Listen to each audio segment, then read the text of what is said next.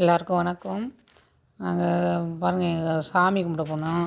எங்கள் குலசாமி கருப்பர், எங்கள் எல்லை சாமி.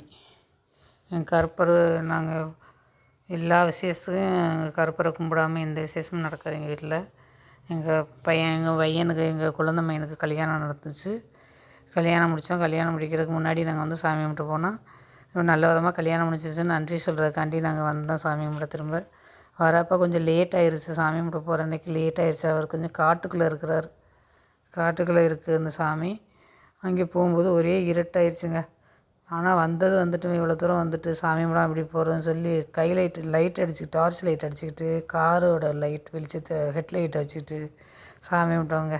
எங்கள் வீட்டுக்காரர் பாருங்கள், இருட்டுக்குள்ளே இந்த லைட் அடிச்சுக்கிட்டு ஊதுபத்தி பற்ற வைக்கிறாரு, பூஜை பண்ணுறாரு.